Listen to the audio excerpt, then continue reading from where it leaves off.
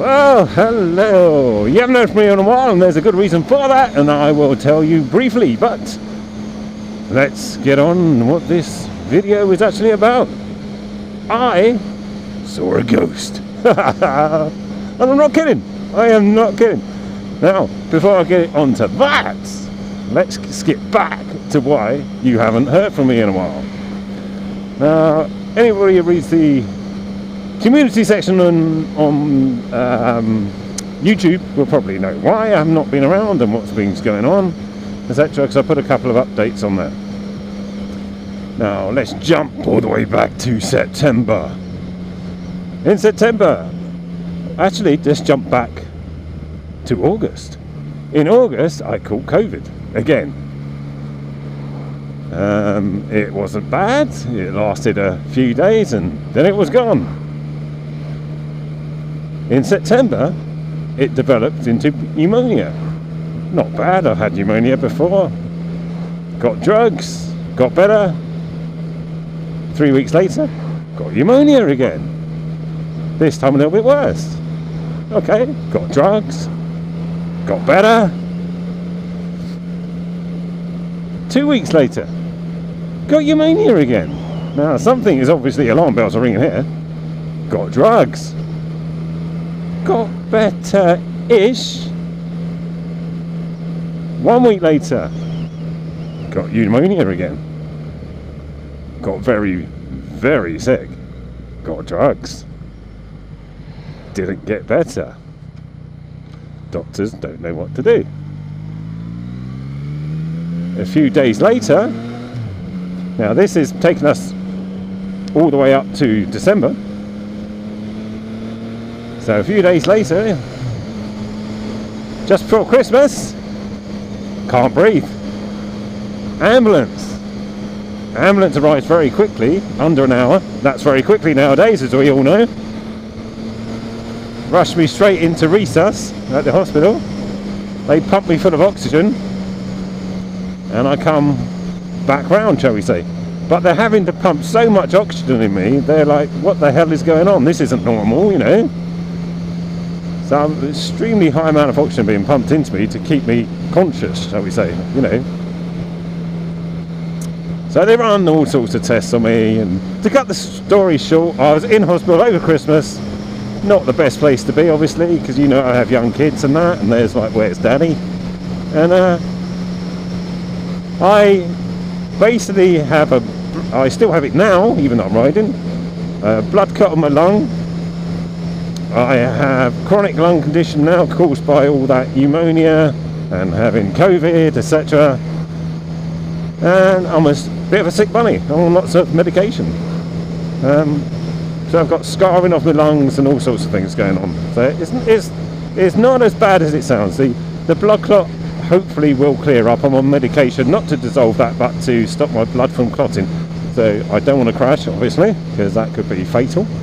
But then that helps your body naturally dissolve the clot. So I'm not on a specific medication to dissolve it. My lungs, on the other hand, are just a mess. I'm on medication to hopefully dissolve or help me cough up all the shit that's in my lungs, clogging it up. Because what actually happens when I had the pneumonia and the COVID, etc., COVID weakened my immune system. And then what happened after that was the pneumonia, obviously, I'm in fifth gear. And the pneumonia, obviously, didn't clear. And all the phlegm that we usually have naturally in our throat started to pool inside my lungs. And I wasn't getting rid of it. It wasn't being coughed up, it wasn't being swallowed, it wasn't being spat out, blown out my nose, or whatever you want to put it. So I get a nice cough like this every now and again now. It's not as bad as it used to be. So what happened is, it all got stuck. And now when it gets stuck in your lungs, it turns into jelly. It's bloody disgusting. So the jelly blocks up your lungs and you can't breathe. That's basically what happened.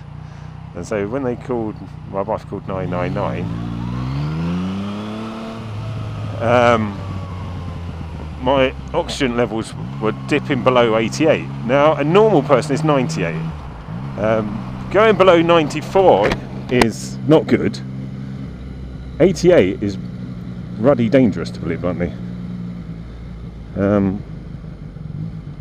Not as bad as some people I know who've had to go into hospital, but 88 is bad. So that's why they were pumping so much oxygen into me.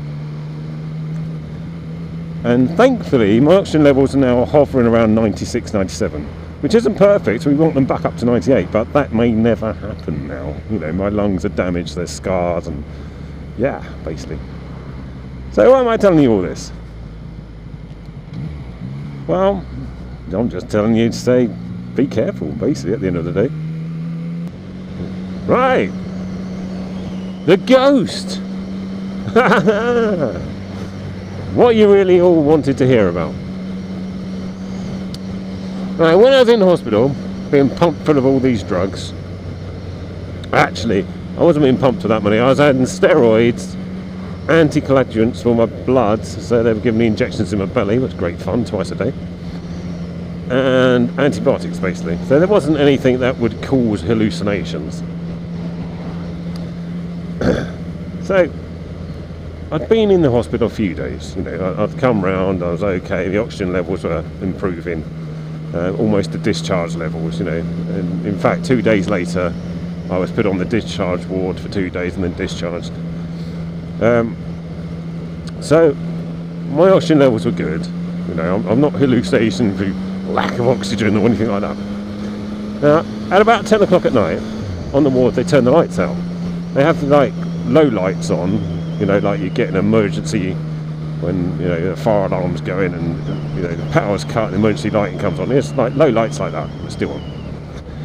Now, even though I was on a ward where you weren't supposed to be using my mobile phones, everybody did, you know, it's terrible. So I had my mobile phone connected to the free Wi-Fi, thank God, and I was just watching BBC iPlayer. I don't know what I was watching, but I was watching something.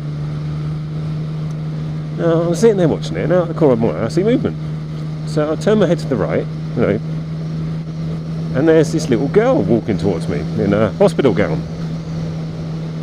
They had long hair and everything. I can see who she is, and I can see she's a young girl, and I can see she's a patient. Whoa! And you know, I can see everything. And she was about 7, 8 years old. And she's walking towards me like she knows me. And as I turn my head towards her, and you know, she can see my full face and everything, she suddenly stops. Realises, you know, you can see it in the mannerisms that I'm not who she thought I was, or whatever. And then she runs off through the wall, disappears. And I'm like, what the fuck? I'm like, I just saw that. I know I saw it. I know I'm not hallucinating. I've got my phone on.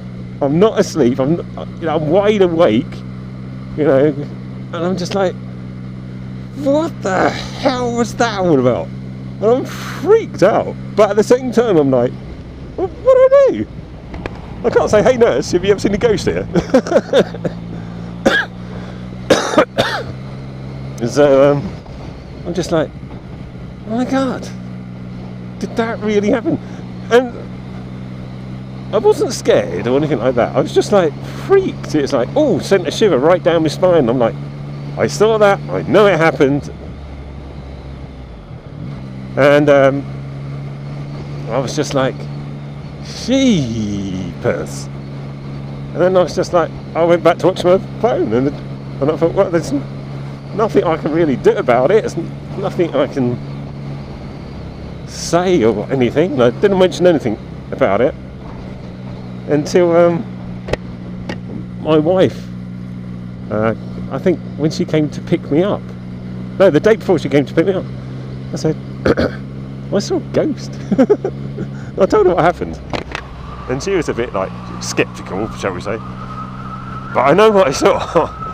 And I'm just like, I'm not one of these people who believe in ghosts and all this like afterlife. I think, you know, once you're dead, you're dead. That's it, dust and bones. But I know what I saw. And I cannot explain it for the life of me. You know, if I was like nodding off on the bed, you know, watching telly, you know, there's an area where your brain kind of will see things, you know. But this was as clear as day, and I was wide awake, you know. And I was just like, oh, that just freaked me out big time. And even looking back at it now, I can see this girl as clear as day, you know. And the way she just realised I wasn't the person she was intending to go to, or something. There was no malice in it. There was no like horror or anything like that. She just realised, oh, you're not who I thought.